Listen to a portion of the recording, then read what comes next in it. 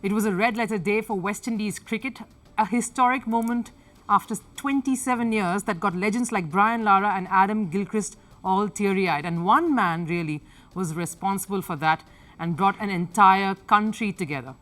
A young debutant in Shamar Joseph. A debut series, his talent, his grit, and the most humble beginnings has really taken the world by storm. I'm really lucky to be in conversation with the man himself. Shamar, welcome to Firstpost here. Has it all sunk in yet? Actually happy to be here. Before I start, I always want to give God the praise and thanks, for what He has been doing for me in my career moving forward. Yesterday was a fairy tale. That's all I could say.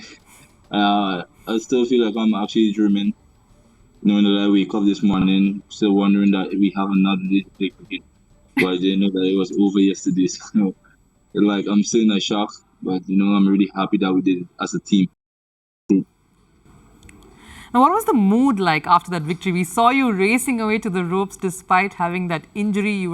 Everyone was chasing you. The mood was great, but afterwards, what was it like around in the dressing room? Well, I was just trying to get into the management team. I was just trying reaching out to them because they were supporting me, knowing that I was going through a lot with the pain on my toe. And, I was trying just getting to them to, get to hug them and let us rejoice together, knowing that we did it as a team once again. Beating Australia for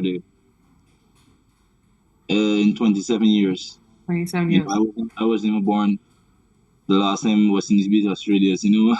Coming here and do it for them and do it for my country, the entire Caribbean and the entire world, in fact. Because there are a lot of people out there supporting me, and it's amazing. I can't really explain how happy I am right now.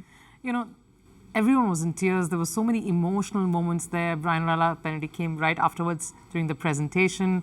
There was a lot of emotions running high back there. What was the best thing that you heard? You also visited the Aussie dressing room. Everyone came and sort of met each other. What's the best thing that you heard after the win? Well, Brian Lara came up to me. He was like, Shamar, you don't even know what you did there just now.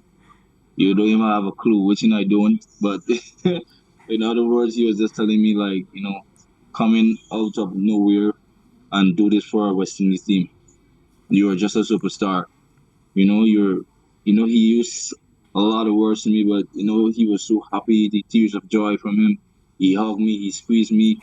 Ian Bishop, Circle, Hooper, all these men just come, they hug me, squeeze me, coaches, Andrew Cody, the entire management team. Everybody was just happy. It was just happiness in our dressing room.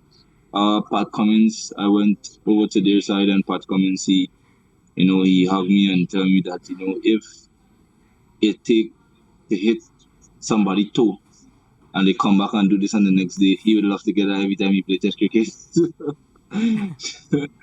So, for my second test match, he showed great respect as a captain, and he sit and had a great conversation with me and tell me, how he's really happy and, proud that it's just my second test and coming out and do these things amazing. You mentioned the injury. It was painful when we saw it on Saturday. It was, yes, when that Mitchell Starc delivery, and you're not supposed to play it. Take us through that. How did it all pan out? Yeah, well, it's all about I wasn't giving up. After I get hit, I know that I could never make it at that point.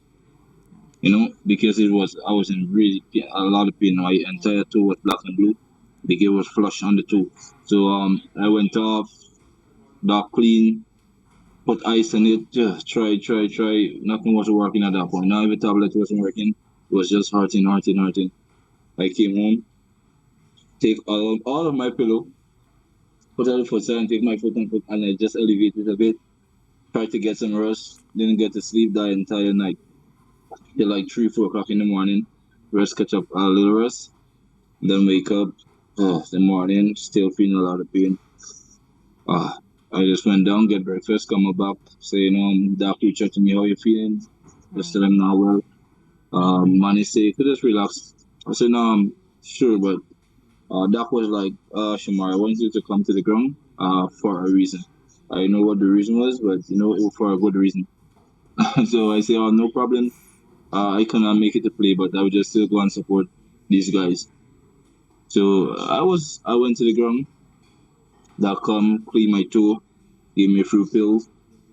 I drank them, and doc strap on my toe. I said, start feeling a bit better. The pain start easing, and I just put on my boots. I walk around a bit, see how I felt. Go out, bowl, I even warm up. Just try to hurry bowl through. Just get the bowl through. See how my toes feeling, and it was okay. I say, alright, sure, I will play.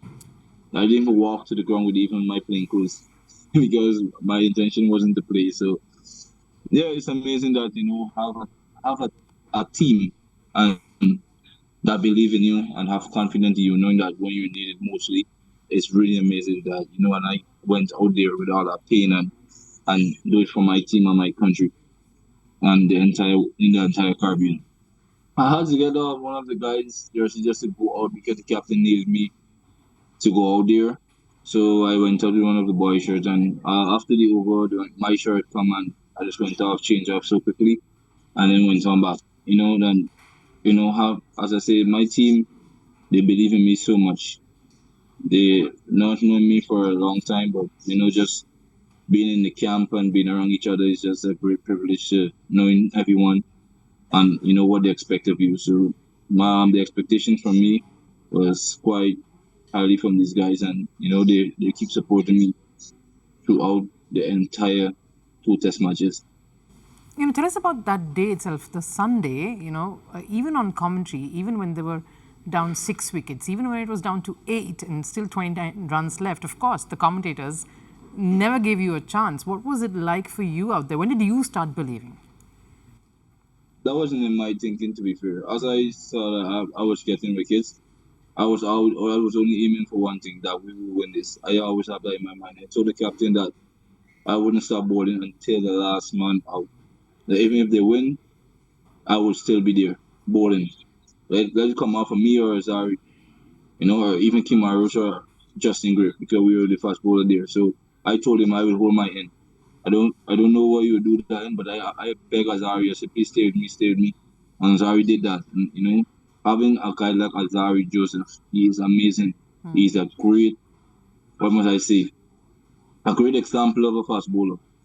Hard, work, determined to win, love to win. So having someone like that by your side, same thing with Kimaru. She is a legend. He is a star. From since I met him over here, he's just there advising me, telling me keep going, young man, keep going, just keep believing. Don't be too, don't be too excited. Don't be too, he just there always try to get me in the right frame of mind. Always advise me upon doing the right things. So this bunch of men here and this bunch of guys is just amazing group and family.